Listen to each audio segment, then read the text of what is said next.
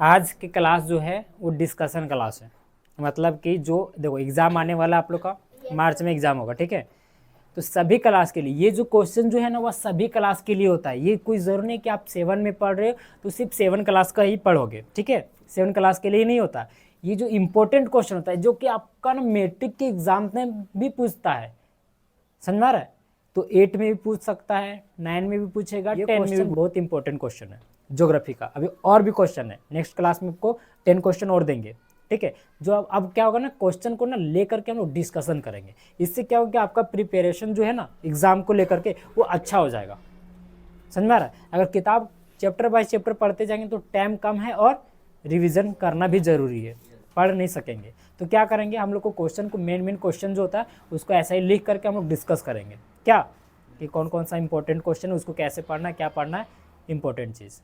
क्या अच्छा रहेगा ना आप लोग के लिए? हाँ, इससे आपका सिलेबस भी कंप्लीट हो जाएगा और आपको मज़ा भी आएगा। क्लियर?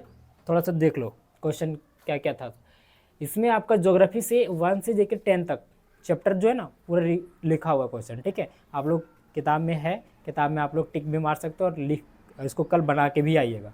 थोड़ा थोड़ा समझा देते इसके बारे में। क्वेश्चन सभी को करीब करीब समझ में आ गया होगा, क्योंकि एक भी क्वेश्चन ऐसा नहीं जो हम डिस्कस नहीं हुआ है।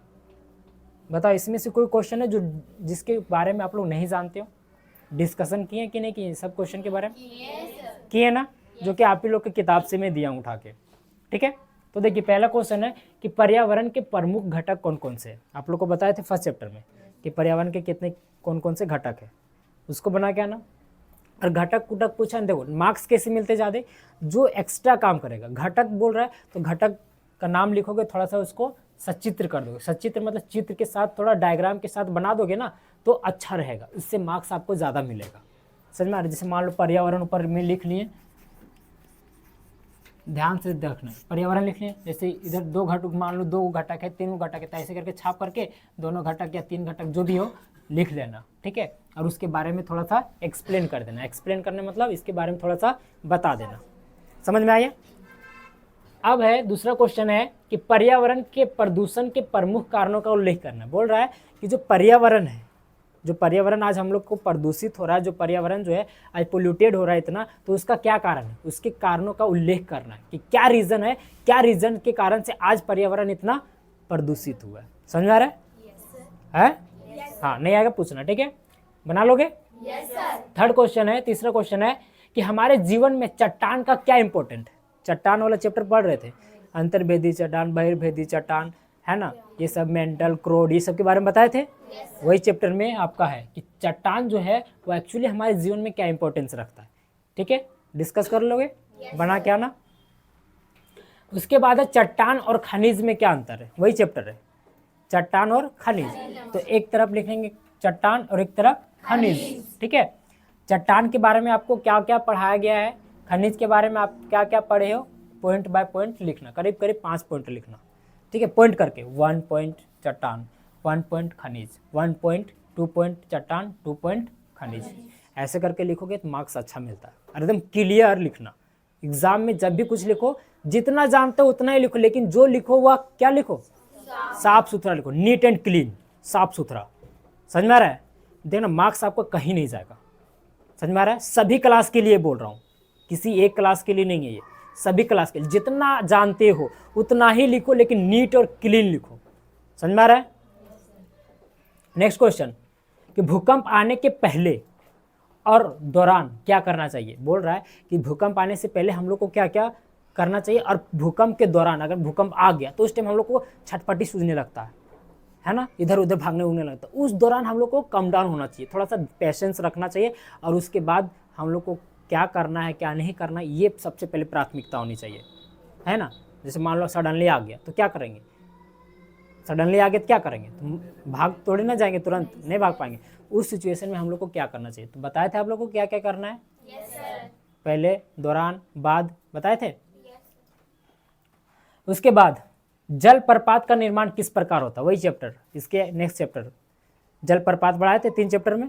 जल प्रपात है ना, आपको पढ़े होंगे मानसूनी पवन, और इसमें बहुत सारा चैप्टर था, पॉइंट्स वगैरह कि नदी का मुहाना कैसे बनता है, नदी का निर्माण कैसे होता है है ना, मशरूम चट्टान कैसे बनती है, ये सब पढ़ा है ना।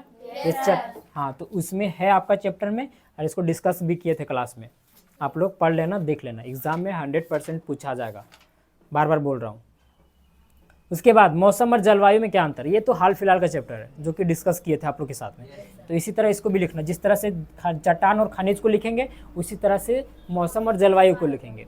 एक तरफ लिखना मौसम, एक तरफ जलवायु।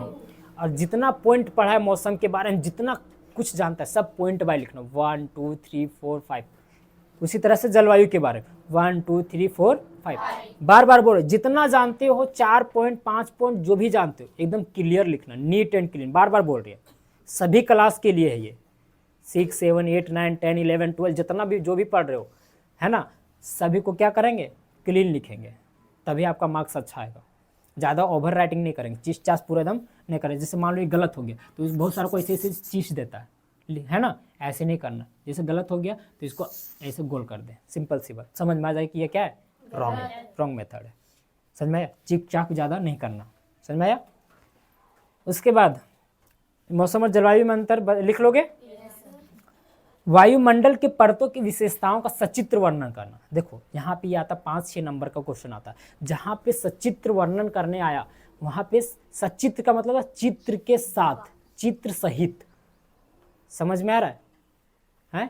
चित्र सहित मतलब चित्र को छापना। आप लोग का किताब में है छापा हुआ, पहला है क्षोभ मंडल, समताप मंडल, आयन मंडल, बहिर्मंडल, ऐसे करके छापा हुआ, ठीक है। और उसको छाप करके उसके बारे में क्या करना है, लिखना है। थोड़ा थोड़ा क्षोभ मंडल के बारे में थोड़ा लिखना, थोड़ा थोड़ा बताना, ज़्यादा नहीं। समताप मंडल के जो मेन पॉइंट वो सब बताना, ठीक है, थोड़ा बता दें। देखो एग्जामिनर जब कॉपी चेक करता है ना, हम लोग कॉपी चेक करते हैं तो हम लोग कैसे चेक करते हैं वो बता दें। हम लोग कभी कॉपी चेक करते हैं ना तो सबसे पहले देखते कि बंदा लिखा कैसे, बच्चे किस तरह से लिखा है, उसको पहले राइटिंग देखो, सब चीज़। हम लोग कभी जब हम लोग एग्ज़ाम लिखने जाते हैं तो सबसे पहले प्राथमिकता यही होता है कि लिखा कौन है, कैसा लिखा है, ज़्यादा ओवर राइटिंग नहीं है, क्लियर है कि नहीं है, तो ये सब देखा जाता है सबसे पहले। तो जब भी लिखो तो क्लियर लिखो, जिस तरह से स्कूल में पढ़ रहे हो, फेयर बना रहे हो, वैसे आप लोग का एग्ज़ाम में लिखोगे ना तो फेल हो जाओगे। मैं बार बार कह रहा हूँ और फिर से बता रहा हूँ, अगर आप लोग ऐसा लिखे एग्जाम में तो मैं मार्क्स काट लूँगा। फिर मत बोलना कि सर सही लिखे थे तो आप मार्क्स क्यों काटे। क्लियर लिखना, नीट एंड क्लीन। जलवायु ही लिखो लेकिन जलवायु को क्लियर लिखो। वायु लिख रहा है तो वायु को क्लियर लिखो, नहीं तो बहुत सारा स्टूडेंट क्या होता है ऐसे ऐसे लिख देता है, ऐसे ऐसे कर देता है, बस हो गया। इसी में बहुत सारा ऐसा टाके। और एक लाइन में कोशिश करना 6 से ज़्यादा लेटर नहीं होना चाहिए, वर्ड 6 या 7, 6 से ज़्यादा नहीं होना चाहिए जहाँ तक हो।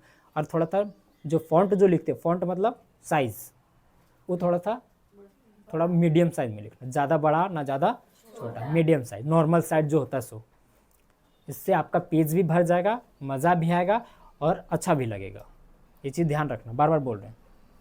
फिर मत बोलना कि मार्क्स क्यों काट लिए सर, क्यों काटा। तो समझ में आया वायुमंडल के परतों की विशेषताओं का सचित्र वर्णन। विशेषता भी पूछा है तो चित्र के साथ उसकी विशेषता को भी बताना है कि क्षोभ मंडल का क्या विशेषता है ना, समताप मंडल का क्या विशेषता है। तो 5 मंडल के विशेषताओं को थोड़ा थोड़ा डिफाइन करोगे, ठीक है। अब संचार से आप क्या समझते हैं, संचार वाला चैप्टर पढ़ा बताए थे, लोकतंत्र और संचार। तो ये डेमोक्रेसी वाला चैप्टर में, लेकिन ये भूगोल में भी आपका है। परिवहन वाला चैप्टर जब पढ़ोगे 9 चैप्टर 8 चैप्टर तो उसमें होगा संचार। तो संचार के बारे में डिस्कस कर चुके हैं पहले कि संचार कहते हैं किसको, कम्युनिकेशन जिसको बोलते हैं। कम्युनिकेशन बताए थे ना, बना लोगे। तो क्या समझते हो, अपने भाषा में कोशिश करना। देखो वहाँ पे लिखा भी होता है कि परीक्षार्थी अपने शब्दों में उत्तर दें, तो कोशिश करना जो आप समझे हो वही चीज़ लिखना। समझ में आया। ये क्यों लिखा रहता है कि संचार से आप क्या समझते हो, इसका मतलब क्यों रखता। ये भी लिख सकता था कि संचार किसे कहते हैं, ऐसे भी लिख सकता था, लेकिन यहाँ पे लिखा है कि संचार से आप क्या समझते हो। सबका थॉट्स अलग होगा ना। आप दूसरा समझ रहे हो, दूसरा समझ रहा है, मैं दूसरा समझ रहा हूँ, समझ में आ रहा है। तो ये सब ध्यान में रखना, समझ में आ गया। जब भी पूछता है कि आप क्या समझते हो तो जो आप समझे हो वही लिखना, मार्क्स अच्छा आएगा। जितने जानते हो थोड़ा नीट एंड क्लीन, बार बार बोल रही इस चीज़ को, नीट एंड क्लीन, साफ और सुथरा, साफ सुथरा, ठीक है। नेक्स्ट क्वेश्चन, विश्व के सबसे बड़ा गर्म रेगिस्तान को बताना। किताब में है 10 चैप्टर, अभी हाल फिलहाल में पढ़ा रहे है ना, ऑफलाइन वाला जो पढ़ा रहे थे 7 क्लास में, ये है उसमें। तो लिखना कि सबसे बड़ा गर्म, देखो मार्क्स जब भी आपका जब मतलब सॉरी मार्क्स आपका तभी ज़्यादा आएगा जब आप दूसरों की अपेक्षा कुछ अलग करोगे, ज़्यादा करोगे, तभी मार्क्स अच्छा आता है ना। मानते हो कि नहीं इस चीज़ को? वरना मान लो कि जो रटन विधि है जो हम लिख दिए, आप लोग सबको ऐसे रट लिया, सबको वही जाके चिपका दिया, तो जितना मार्क्स आपको मिलेगा उतना आपको भी मिलेगा। फिर मान लो एक वीक स्टूडेंट है, कमज़ोर बच्चा है, मान लो कि आप बहुत तेज़ हो और आपका जितना आया उतना उसका भी आ गया, तो उस टाइम आपको खलेगा, थोड़ा सा दुख होगा कि हम पर डे आते थे, इतना पढ़ने में तेज, उतना आया, वीक था, इतना मार्क्स कैसे लाया। तो वही विद्या है, रटन विद्या। आप भी वही रटे थे और आप भी वो भी वही रटा था, तो मार्क्स दोनों को बराबर आएगा। तो आपको नंबर ज़्यादा लाना तो क्या करना पड़ेगा, उससे कुछ अलग लिखना पड़ेगा, उससे कुछ एडवांस लिखना पड़ेगा, उससे कुछ अलग तुमको बनाना पड़ेगा। ब्लू पेन ब्लैक पेन साथ में लगा रखना, समझा। जैसे को मान लो हाईलाइट कलर होता है, हाईलाइट करना, जैसे मान लो कि चित्र छाप रहा है, जलवायु बारे में, तो जलवायु लिख कर डैश देगा, तो थोड़ा सा लगेगा कि नहीं बंदा थोड़ा सा एक्स्ट्रा ऑर्डिनरी है कि नहीं। बच्चा थोड़ा सा सिंसियर है, जानता है कि कैसे लिखना है, कैसे पढ़ना है, समझ में आ रहा है। जो पॉइंट होता है उसको ब्लैक पेन से हाईलाइट करो, जो इंपॉर्टेंट पॉइंट लिखता है, डेट लिखता है ना, किलोमीटर इसमें मान लो लिख रहा है, तो किलोमीटर में ऐसे ऐसे कर देना, थोड़ा सा अंडरलाइन। इससे क्या होगा कि डायरेक्ट हमको नज़र वहाँ पे जाएगी, जो मेन पॉइंट हो उस पर नज़र जाएगा कि नहीं बच्चा सच में पढ़ा है, इंपॉर्टेंट है। और तुम किताबों भर देगा नहीं, बढ़िया कितना किताब पूरा भर देगा नहीं कॉपी, तब भी मार्क्स नहीं मिलेगा। लेकिन जो कम लिखेगा और इस तरह से लिखेगा ना तरीका से, उसको ज़्यादा मार्क्स मिलेगा। क्या मानते हो इस चीज़ को? क्यों? क्योंकि हम लोग चेक करेंगे सबसे पहले कहाँ जाएगा दिमाग, इस लाइन पे। क्यों? क्योंकि देखना है कि इसमें सेंसिटिविटी पता चलता है कि इसके अंदर क्या सेंसिटिविटी, क्या सीखा है ना। जो तरीका हम बताएं या जो तरीका लोगों ने बताया, लोगों ने सिखाया, क्या ये सीखा या नहीं, आपके अंदर क्या एक्स्ट्रा है, वो चीज़ देखता है एग्जामिनर, चेक करने वाला, समझ में। हम लोग भी जब हम लोग एग्ज़ाम लिखते हैं ना, तो हम लोग को भी ऐसा ही चेक करता है कॉपी, तो हम लोग भी क्या करते हैं, ब्लैक और ब्लू पेन लेके जाते हैं, ठीक है, और उसको हम लोग ऐसे करके हम लोग भी लिख के आते हैं, समझ में, तभी मार्क्स मिलता है, वरना नहीं मिलेगा, मिलेगा कम मिलेगा, समझ में आया। तो ये कल क्वेश्चन आप लोग पूरा बना के आना, ठीक है। जिसको भी किसी भी तरह का कोई दिक्कत होता है, व्हाट्सएप फेसबुक सब जगह में है, ठीक है, समझ में आया।